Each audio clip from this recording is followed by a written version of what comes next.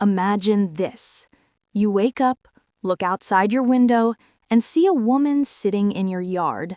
She's dressed all in black. She doesn't move, she doesn't leave, she doesn't explain herself. And when she finally speaks, she says only one thing. Today is the day.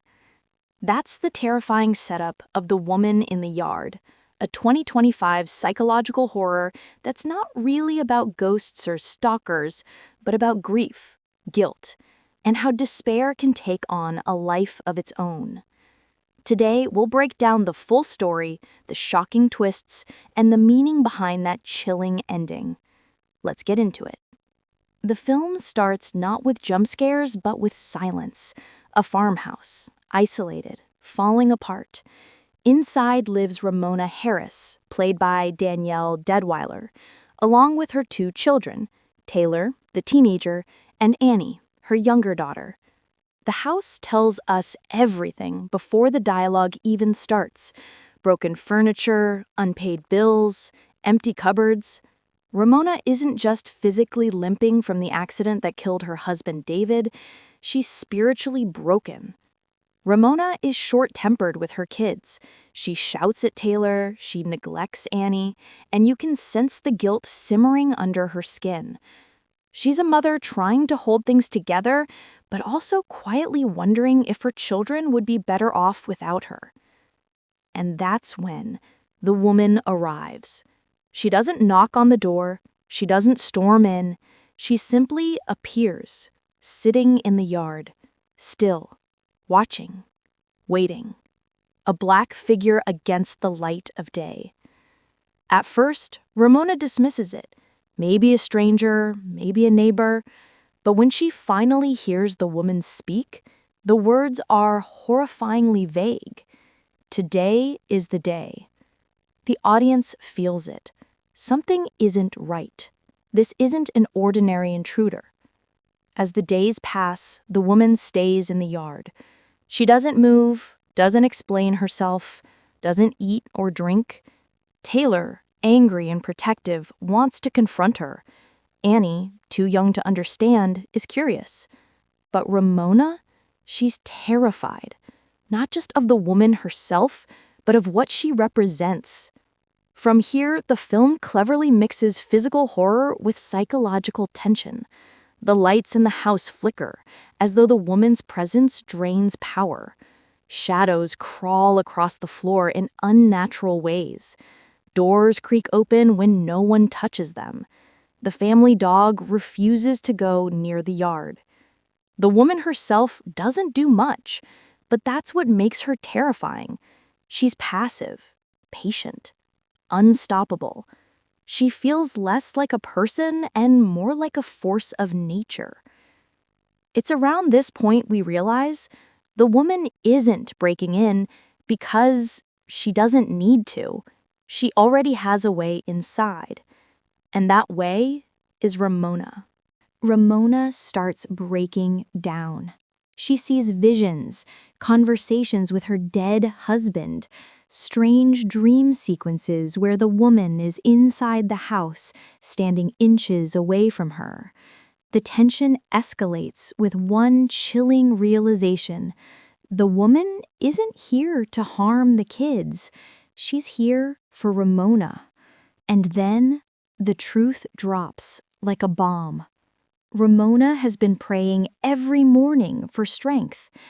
But those prayers weren't as pure as she thought. Deep down, what she was asking for was an escape, a release, a way out.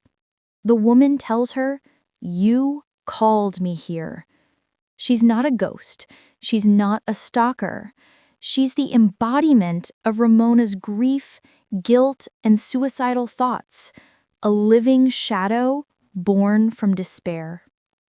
The breaking point comes when Ramona finally decides her kids aren't safe. She sends Taylor and Annie away to a nearby farm with a painful goodbye that feels final, as if she doesn't expect to ever see them again. Then she climbs into the attic. There, she faces the woman one-on-one. The atmosphere is suffocating. Dust fills the air, the walls groan, and the woman's shadow stretches unnaturally long. The woman demands Ramona accept the truth. She forces a gun, David's old gun, into Ramona's hands, guiding her to press it against her own head. The moment is unbearable, filmed in suffocating close-ups that trap us in Ramona's fear. But then, hope. Ramona sees Annie's stuffed penguin left behind. That tiny, innocent toy pulls her back from the brink. It reminds her she still has a purpose, her children, a reason to live. She resists. She screams. She fights back. And in one haunting visual, the woman merges with her, as if despair will always be a part of her, but no longer controls her. The attic door bursts open, light floods in, and Ramona stumbles out. She emerges from the barn. Her children run to her. The house lights come back on. For the first time in the film, there's warmth, safety, and hope. But then comes the final detail, the painting in her studio.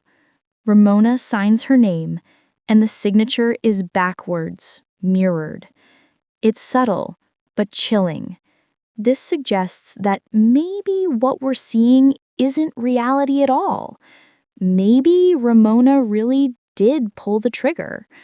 Maybe the happy reunion is just her final dream, her afterlife, or a coping fantasy inside her mind. The film refuses to give a clear answer, and that's what makes it so haunting. The Woman in the Yard isn't just about a creepy figure. It's about grief and guilt. The woman is the physical embodiment of Ramona's guilt over her husband's death and her fear of failing as a mother. Depression as a monster.